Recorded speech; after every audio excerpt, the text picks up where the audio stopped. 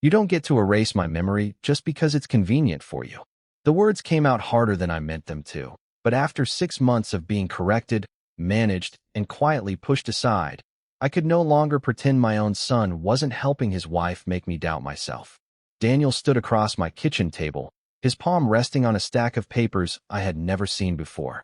Melissa sat beside him, perfectly composed, her coat still buttoned against the chilly October afternoon. Outside, dry leaves scraped across the porch like fingernails against old wood. Daniel looked exhausted. "Mom, you can't accuse Melissa every time you forget something." That sentence hurt more than I expected. I had raised that boy in this house. I had sat beside his bed through fevers, packed his lunches, driven 22 miles in a snowstorm when his college car broke down. Now he was looking at me as if 72 years of life had suddenly made me unreliable. Melissa slid the top page toward me. "No one is accusing you of anything, Evelyn. We're trying to help." I looked down. The document said I had authorized Daniel to manage an investment account worth a little over $600,000. At the bottom was my name, Evelyn Whitmore. My signature. Almost. I stared at it until the room seemed strangely quiet. The old wall clock behind me stopped ticking, just for a second. Then it started again. I told myself I imagined it. Arthur had bought that clock at an estate sale 15 years ago, and since his death from heart complications last winter, it had developed an irritating habit of losing time. Still, something about that pause made the hair on my arms rise. "I didn't sign this," I said. Daniel closed his eyes. Melissa didn't move. "You did," she replied. "You just don't remember." That was when I noticed the final curve in the signature. Years ago, before arthritis stiffened my right index finger, I used to loop the last letter of Whitmore upward. I hadn't written my name that way in at least 4 years. Across the table, my 15-year-old granddaughter Sophie had gone pale. She hadn't spoken once since arriving. When our eyes met, she immediately looked down. 20 minutes later, Daniel and Melissa were leaving. Daniel hugged me stiffly. Melissa reminded me they would return Saturday with a few updated estate documents. Sophie hugged me last. She held on longer than usual. "I love you, Grandma," she murmured. Then she slipped something cold into my palm. I didn't look until their SUV disappeared around the corner. It was a small brass key with a faded number stamped into its head. No note. No explanation. That night, I carried it through every room in the house, trying locks on Arthur's desk, his filing cabinet, even the old cedar chest in our bedroom. Nothing fit. Then, sometime after midnight, I remembered something Arthur once said while sorting bank statements at this very kitchen table. "Some things," he had told me, "are safer where family can't reach them." I had laughed then. I wasn't laughing now, because the little brass key in my hand looked exactly like the key to a bank's safe deposit box, and Arthur had never told me we had one. I barely slept that night. By sunrise, the brass key was still beside my coffee cup, catching a thin stripe of gray morning light. I kept thinking about Arthur's words, the way he had said some things were safer where family couldn't reach them. At the time, I thought he was joking about old tax records. Now I wasn't so sure. Even my own kitchen felt unfamiliar in the early light. I called Harold Bennett before 8. Harold had handled our wills for more than 20 years, and when I told him about the key, he went silent long enough that I thought the call had dropped. "Don't mention it to Daniel or Melissa," he finally said. "Bring it to my office." His office was 12 miles away in downtown Columbus, above a small accounting firm that always smelled faintly of coffee and copier paper. Harold turned the key over in his hand, studying the numbers stamped into the brass. "This looks like an old bank box key," he said. "Arthur had accounts at Franklin Federal.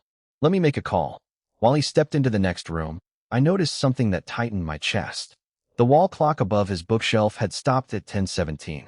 Arthur died at 10:17 on a cold January morning after years of heart trouble. I knew that because I had stared at the hospital clock until the numbers burned into my memory. I stood and walked closer. The second hand was frozen between 2 marks. Then Harold returned, and the clock started ticking again. I said nothing. I was beginning to feel foolish enough already. Franklin Federal had merged with another bank 3 years earlier, but the safe deposit records had been preserved. An hour later, Harold and I were sitting across from a branch manager named Karen Mitchell, who verified the key number and disappeared into the vault. She returned with a narrow gray box. "This was registered solely to Arthur Whitmore," she said. There was one authorized visitor after his death. My pulse quickened. Who? Karen checked the screen. Daniel Whitmore. Harold looked at me, but neither of us spoke. Inside the box were only three things: a photocopy of my old signature, a small slip of paper with a handwritten date, and an empty envelope with Daniel's name across the front in Arthur's handwriting. I touched the envelope first. Empty. No letter. No explanation. Then Harold picked up the slip of paper. The date was March 14th. I knew it immediately. It was the exact date printed on the document Melissa claimed I had signed. That can't be a coincidence, I said. Harold examined the signature copy. It was years old. My old looping final letter was there, exactly like the one on Melissa's document. For the first time, the room felt colder than it should have. On the drive home, my phone buzzed. It was a message from Sophie. For words. Dad knows about the box. I pulled into a grocery store parking lot and called Daniel before I could talk myself out of it. Did you go into your father's safe deposit box after he died? Silence. Then Daniel said, too quickly, what box? I almost believed him. Almost. But behind his voice, faint and sharp, I heard Melissa say, ask her what she found. Melissa's voice in the background changed everything. Daniel had lied before I even finished asking the question, and she already knew what I was talking about. For a moment, I sat there listening to the faint hum of traffic beyond the parking lot, wondering how long I had been the last person in my own family to understand what was happening. I tightened my grip on the steering wheel. Put me on speaker, I said. There was a pause, then Daniel answered, Mom, this is getting out of hand. No, I said. What's getting out of hand is everyone deciding I'm too old to recognize when I'm being lied to. Melissa came on calmly. Evelyn, you're upset. Go home. We'll talk Saturday. I ended the call without answering. When I reached my house, the October sky had turned the color of dirty silver, and the temperature had dropped into the low 50s. The moment I stepped inside, the old wall clock began striking. Once, twice, 3 times. It was 2:36 in the afternoon. That clock had never chimed except on the hour. I stood beneath it, listening until the third strike faded. Then it stopped. On the kitchen table, where I knew I had left nothing, sat one of Arthur's old fountain pens. Black body, gold clip. He used it for contracts, Christmas cards, anything he considered important. I had packed it into his desk drawer months ago. I called Harold immediately. He didn't laugh when I told him. He only said, don't touch any paperwork Melissa brings you. The next morning, Sophie found a way to call me from school. Her voice was low and rushed. Grandma, I heard Mom and Dad arguing last month. About what? You. I closed my eyes. Sophie told me she had been upstairs doing homework when voices carried through the heating vent from Daniel's home office. Melissa had said, your mother doesn't need to understand every page. Daniel replied, you said this was temporary. Sophie didn't know what they meant, but she remembered another sentence. Melissa had told him, once it's transferred, she won't be able to undo it herself. That afternoon, Harold arranged for a forensic document examiner named Rachel Monroe to meet us. Rachel had spent 18 years analyzing question signatures for civil cases across Ohio. She compared Melissa's document with my current signatures, my bank records, and the photocopy Arthur had hidden. After nearly 40 minutes, she pushed her glasses up and said, this signature was probably built from an older specimen. Whoever created it understood how you used to write your name. My stomach sank. Then Harold placed another paper beside it. There's something else. It was a management agreement connected to the same $600,000 account. My name appeared at the bottom. So did Daniel's. Rachel examined his signature first. She didn't need long. This one is genuine. I stared at Daniel's name until it blurred. That night, the clock in my kitchen stopped again at 10:17. I reached for Arthur's fountain pen, still lying where I had found it, and discovered a folded bank receipt beneath it. The receipt showed an access date to the safe deposit box 3 days after Arthur's funeral. Beside the entry was Daniel's signature. Taped to the back was a narrow strip of yellow paper in handwriting I would have recognized anywhere. Arthur had written 4 words before he died. Daniel, take the envelope. For several minutes, I couldn't move. Daniel, take the envelope. Arthur's handwriting was unmistakable. The note had been written before his death, then taped to a receipt created 3 days after the funeral. Arthur had expected Daniel to enter that box. I called Harold before sunrise. He came over carrying a legal pad, and the kind of expression he used when he was trying not to frighten a client. He studied the receipt, then Arthur's fountain pen, then the wall clock that had stopped again at 10:17. "Evelyn," he said carefully, "before we decide what any of this means, we need to separate what we can prove from what we can't." I understood him, but I also knew Arthur. He had spent 40 years labeling every folder, saving every receipt, leaving instructions for everything from furnace filters to property taxes. He never believed in coincidences. Harold lifted the yellow strip from the receipt and found something I had missed beneath it, a faint indentation, as if someone had written on another sheet laid over the paper. He shaded it gently with the side of a pencil. 3 words appeared. "Keep the original." My breath caught.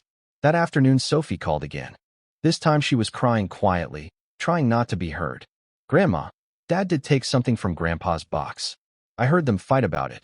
She told me the argument had happened weeks earlier. Melissa had demanded to know where Daniel put the original letter. Daniel answered, "You're not getting it. Dad left it for me." That changed everything. Daniel had lied about the box, but maybe not for the reason I feared. Sophie continued. Through the heating vent, she had heard Melissa say, "Your mother will challenge everything once she realizes what we filed." Daniel snapped back, "You said this was only about helping with the investments." Then Melissa said something Sophie had been afraid to repeat. "Once the competency paperwork is accepted, she won't be able to challenge anything herself." Harold went completely still when I told him. "Competency paperwork," he said. By evening he had found it. A packet had been prepared under my name claiming I showed signs of serious cognitive decline. It listed missed appointments, confusion about finances, and episodes I had never experienced. At the bottom was the name of a physician, Dr. Nathan Cole. I had never heard of him. The report made my hands cold. If accepted alongside the financial documents, it could be used to argue that someone else should manage my affairs, not just the $600,000 account, but potentially my home and everything Arthur and I had spent decades building. Then the supernatural pieces shifted in my mind. Maybe Arthur wasn't warning me about Daniel alone. Maybe every strange interruption, every object appearing where it shouldn't, had been pushing me toward the paper trail he had already feared someone would misuse. Harold called Dr. Cole's office in Cincinnati, nearly 100 miles away. The receptionist transferred us directly after hearing my name. A man came on the line. Harold explained the report.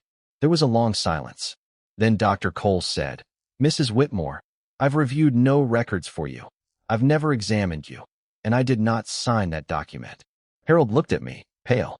Before either of us could speak, my phone lit up with a text from Daniel. "Mom, Melissa knows you found the medical file. Do not let her know where Sophie is." Daniel's message hit me harder than anything Melissa had said. "Do not let her know where Sophie is." I called him immediately. He answered on the second ring, breathing fast. "She's with me," I said. Sophie had come straight from school to Harold's office after Daniel told her not to go home. "Good," Daniel said. "Keep her there. I wanted answers. All of them." Daniel arrived 20 minutes later without Melissa. He looked 10 years older than he had that morning. Harold locked the office door. Sophie sat beside me, clutching her backpack against her chest. Daniel didn't look at her. He looked at me. "Mom, I signed the management agreement." My stomach tightened. "I know, but Melissa told me it was temporary. She said you wanted help managing the investments after Dad died." His voice cracked. "I never saw the version you saw." Harold slid the forged document across the desk. Daniel stared at my copied signature. "That isn't what I signed." Then he finally told us everything. Melissa had started talking about my finances 2 months after Arthur's death. She said I was overwhelmed. She said transferring control would protect me from bad decisions. Daniel believed her, or wanted to. He signed without reading every page. Later, when he noticed references to competency evaluations and expanded authority, he confronted her. She told him it was routine language. He stayed quiet. That silence became her leverage. "Why did you go into Dad's safe deposit box?" I asked. Daniel lowered his eyes. "Because Dad left me a note in his desk telling me where to find the key. After I opened the box, I hid the key in my own desk. Sophie must have found it there." My heart stopped for a beat. What was in the envelope? A letter. Harold leaned forward. "Where is it now?" Daniel swallowed. "Hidden." He refused to say where, not yet. He said Arthur's letter warned him never to let anyone use my age against me, and specifically told him to protect original documents if anything ever looked wrong. Daniel had ignored that warning until he saw Melissa practicing my old signature from a phone photo she had taken months earlier, before Arthur moved the original sample into the safe deposit box. That was when Daniel finally hid Arthur's letter somewhere Melissa couldn't reach it. Sophie suddenly opened her backpack. There's more. She pulled out her phone. Weeks earlier, while recording a school assignment at the dining room table, she had accidentally captured Melissa talking to Daniel in the background. Harold played the clip. Melissa's voice came through clearly. If your mother fights this, we'll say she forgot agreeing to it. Daniel answered, you told me she actually signed. Silence filled the room. That recording didn't erase Daniel's failures, but it proved he hadn't known the signature was forged when the plan began. Then the wall clock in Harold's office stopped. 10:17, again. Sophie stared at it. Harold looked at me. Daniel went pale. And Arthur's fountain pen, which I had brought in my purse, rolled by itself across the desk and tapped once against Daniel's hand. Daniel flinched, then slowly reached into his coat. There's something else Dad left, he said. He told us Arthur's note in the desk had mentioned 2 envelopes, one for Daniel in the bank box, and one for me hidden behind the false back of Arthur's desk drawer. Daniel had found mine later and kept it sealed. He placed it on the desk. My name was written across the front in Arthur's handwriting. Mom, Daniel whispered, I never opened this one. I knew Arthur's handwriting before Daniel even pushed the envelope toward me. My fingers rested on my name for several seconds. Then I opened it. Inside was one sheet of yellow legal paper, folded twice. Arthur had dated it 11 months before his death. Evelyn, if you are reading this, then something I feared has happened. Melissa has asked too many questions about your accounts, your signature, and whether Daniel could legally act for you if you became confused. You are not confused. Do not let anyone convince you that age has erased your judgment. My eyes burned, but I kept reading. Arthur explained the safe deposit box. The old signature copy was not there to help anyone imitate me. It was a control sample. Months earlier, he had deliberately left that signature page beside a slip marked March 14th on his study desk after noticing Melissa photographing his papers. He saw her take pictures of both, then move the originals into the safe deposit box. March 14th was the deadline Arthur had once set for reviewing our estate plan, and he chose it because Melissa had no legitimate reason to use that date. If the old signature and March 14th ever appeared together on a document he had not prepared, I was to call Harold. Then came the line that made Daniel cover his face. I love our son, but Daniel's weakness is that he mistakes avoiding conflict for keeping peace. If Melissa pressures him, he may surrender ground 1 inch at a time until he no longer knows what he has given away. The final paragraph was for me alone. The old clock in our kitchen had been Arthur's private joke about time. Years earlier, he had rigged its aging mechanism to fall back to 10:17 whenever it stalled. His repair notes also warned that the worn chime cam could release 3 stray strikes. Harold later opened his office clock and found Arthur's initials inside. Arthur had repaired it with the same salvaged mechanism. That explained both 10:17 clocks and the 3 impossible chimes. Daniel explained most of the rest. After the funeral, he had entered the box, taken Arthur's first letter, and brought the receipt back to my house because guilt had frightened him. He had used Arthur's fountain pen while reading the letter at my kitchen table, then shoved the pen and receipt into Arthur's desk when Melissa unexpectedly arrived with him. Weeks later, while searching for tax records, he moved the pen back to the kitchen and forgot he had done it. The indentation reading "Keep the original" had been transferred from Arthur's letter while Daniel copied those words onto another sheet with the receipt underneath. Most of what had frightened me now had an ordinary explanation. One thing did not. No one could explain why the pen had rolled across Harold's perfectly level desk and stopped against Daniel's hand. Harold never tried. Neither did I. With Dr. Cole's statement, Rachel Monroe's analysis, Sophie's recording, the bank access record, and Daniel's cooperation, the false competency report collapsed. The forged authorization was challenged and voided. My $600,000 account remained mine. So did my house. Melissa faced civil consequences and a formal investigation into the falsified documents. Daniel moved out and began cooperating fully. He apologized to me more than once. I never told him everything was fine. It wasn't. I believe you're sorry, I told him. Trust takes longer. He nodded because, finally, he understood that forgiveness was not a document he could sign. A month later, Sophie sat with me at the kitchen table while orange leaves blew across the yard. The clock ticked steadily above us. I placed Arthur's letter inside our family album instead of giving it to Harold. Sophie asked why. I told her some things belong in evidence files, and some things belong with the people who survived them. As she left, I looked up at the clock. It was 4:42. Normal. Quiet. Then, just before I turned away, the second hand paused once. Only once. And somehow, for the first time since Arthur died, I didn't need to know why.